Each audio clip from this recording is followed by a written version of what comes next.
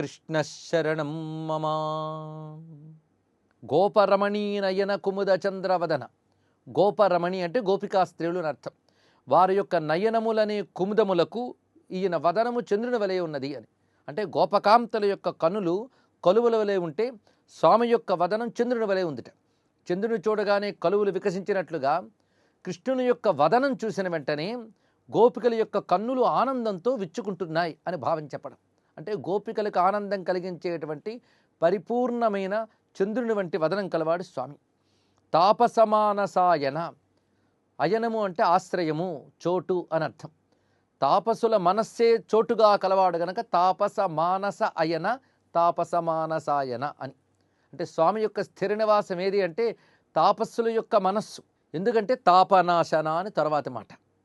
తాపములు పోగొట్టేటువంటి స్వామిని తాపసులు ఎల్లవేళలా తమ హృదయంలో ధ్యానిస్తుంటారట. ఇందులో ఉన్నటువంటి రమణీయమైనటువంటి అనుబంధం ఈ తాప అనే మాటతోనే రెండు సంబోధనలు కూడా మొదలవుతున్నాయి. ఒకటి తాపసమానసాయన, ఇంకోటి తాపనాశన. తాపాలు పోగొట్టే స్వామి మనకు లభించాలంటే మనం ఆయన కోసం తపించాలట. చాలా రమ్యమైనటువంటి అనుబంధం ఇది. ఇక్కడ తపించడం అంటే స్వామి గురించే నిరంతరం ధ్యానించడం, సాధన చేయడం, దానికి నిర్దేశించినటువంటి శాస్త్రముల్లో ఏ ఏ ఉపాయములు చెప్పారో వాటన్నిటిని అనుసరించడం, నియమాలు పాలించడం, ఇవన్నీ తపించడం. అయితే భగవంతుని కోసం తపించడం కూడా ఆనందంగా ఉంటుంది. లోకంలో తపించేటప్పుడంతా తాపమే ఉంటుంది, లౌకిక విషయాల కోసం బాధపడ్డమంతా తాపమే. కానీ స్వామి కోసం తపించడం కూడా రమణీయంగా ఉంటుంది, మధురంగా ఉంటుంది. ఇక ఆ తాపస్సుకి ఫలితం ఏమిటి అంటే మళ్ళీ తాపనాశనమే ఫలితం. అనగా ఆదిభౌతిక ఆదిదైవిక ఆధ్యాత్మిక తాపములు పోగొడతాడు స్వామి. అలాంటి తాపత్రయ నాశనం కావాలంటే మనం తాపస్సులం కావాలి. అలాంటి తపస్సులు ఎల్లవేళలా తమ హృదయంలో భగవంతుని ధ్యానిస్తారు. ఎంత స్థిరంగా ధ్యానిస్తారంటే అది తన చోటు అన్నట్టుగా స్వామి ఉండిపోతాట. మనం మన ఇంట్లో ఎంత స్థిరంగా ఉంటామో భగవానుడు తాపసుల యొక్క హృదయంలో అలా ఉంటాడు. అందుకే యోగి హృధ్యానగమ్యం అన్నారు. యోగుల యొక్క హృదయంలో స్థిరముగా ఉండేవాడు అంటే యోగులు తమ హృదయంలో ఆయన సుస్థిరంగా ధ్యానిస్తారు. ఏదో చెదురుమదురుగా తలంచుకోవడం కాదు, కదలకుండా కుదురుగా ఆయన్ని ఎల్లవేళలా ధ్యానిస్తుంటారు యోగులు. అందుకే తాపసుల యొక్క మనస్సులో స్థిరమైన నివాసం కలిగి తాపములు పోగొట్టే హే కృష్ణ శరణాగత హితార్థ శంసిత నతపార్థ. శరణాగత హితార్థ శంసిత అనగా శరణు వేడి వచ్చినటువంటి వారికి ఏది హితము ఏది ప్రయోజనము దానిని కలిగించువాడు శ్రీకృష్ణుడు. అంటే స్వామియే శరణు అని ఎవరైతే వేడుకుంటున్నారో వారికి హితమైన ప్రయోజనాన్ని ఇస్తాట. కృష్ణుని ఆశ్రయించిన వారందరూ కూడా సద్గతిని పొందుతారు. వారి వారి యొక్క యోగ్యతల బట్టి సద్గతిని ఇస్తాడు స్వామి. అందుకు వారి వారికి మేలు కలిగిస్తాడు. అందున సర్వహితమైనది నిజమైన హితమైనదని మోక్షమనే మహాప్రయోజనాన్ని ఇస్తాడు. అందుకే హితార్థము అంటే పురుషార్థాల్లో నిజమైన హితకరమైన అర్థము అనగా మోక్షము. ఆ మోక్షాన్ని ఇచ్చువాడు గనక శరణాగత హితార్థ శంసిత నతపార్థ. నతపార్థ అంటే అర్జునుని చేత నమస్కరింపబడినవాడు అని అర్థం. అర్జునుడికి గీతను బోధించిన బ్రహ్మ విద్యా స్వరూపుని చెప్పారు. వరనారాయణ తీర్థవర్య పురుషార్థ. శ్రేష్ఠుడైన నారాయణ తీర్థుడు శ్రేష్టముగా భావించిన మోక్షస్వరూపుడు నువ్వు. స్వామి మోక్షాన్ని ఇచ్చేవాడు కాదు, మోక్షమే స్వామి. ఆ మోక్షానందమే కృష్ణుని యొక్క స్వరూపము. అందుకే పురుషార్థ అన్నారు. అంటే నాకు పరమ పురుషార్థము నువ్వే అనగా మోక్షస్వరూపుడు నువ్వే అని నారాయణ తీర్థులు తనకు తానుగా స్వామిని ఉద్దేశించి కీర్తించినటువంటి భావనిది.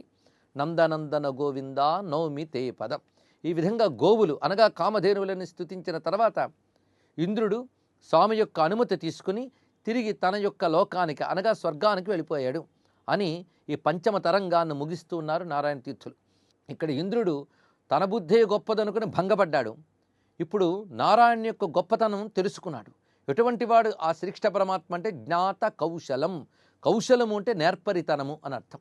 జ్ఞాత కౌశలం అన్ని నేర్పులు తెలిసినవాడు. లోక గురుణ మరొక మాట ఇది. సమస్త లోకమునకు గురువైనటువంటి వాడు అని. ఇక్కడ గురువు అన్నప్పుడు తల్లి తండ్రి ఆచార్యుడు ముగ్గురిని గురువు అంటారు. అలాగే లోకానికి తల్లి వంటి వాడు, తండ్రి వంటి వాడు, జ్ఞానప్రదాయకుడైన ఆచార్యుడు కూడా.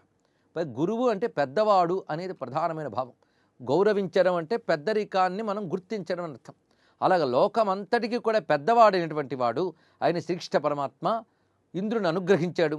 ఆయన వద్ద అనుమతి తీసుకుని ధేన్వాసక దివంగత ఆ కామధేనువుతో కలిసి ఇంద్రుడు తిరిగి స్వర్గలోకానికి చేరుకున్నాడు అని గోవింద లీలని పంచమ తరంగంలో పూర్తి చేసి ఇప్పుడు షష్ఠ తరంగంలో ప్రవేశిస్తున్నాం. ఇది ఒక దివ్యమైన ఘట్టం. కృష్ణాయ గోవిందాయ గోపీజనవల్లభాయ నమః అని మహామంత్ర స్వరూపంగా మనం కృష్ణలీలా తరంగిణి దర్శిస్తూ ఉన్నాం. ఈ 3 నామములు అనుకుంటున్నప్పుడు ఈ లీలలన్నీ గుర్తు రావాలి. ఆ లీలలు స్మరిస్తూ కానీ నామాన్ని మనం అనుష్ఠానం చేస్తే అది అద్భుతమైన శక్తి కలిగి ఉంటుంది.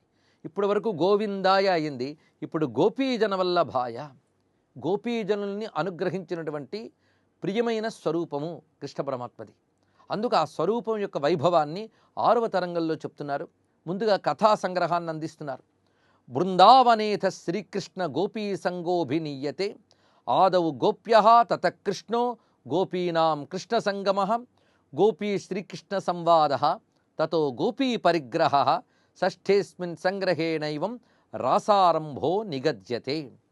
ఈ 6వ తరంగంలో ఉన్నటువంటి కథా సంగ్రహాన్ని ఇందులో చెప్తున్నారు. సర్వం శ్రీకృష్ణ చరణారవిందార్పణమస్తు.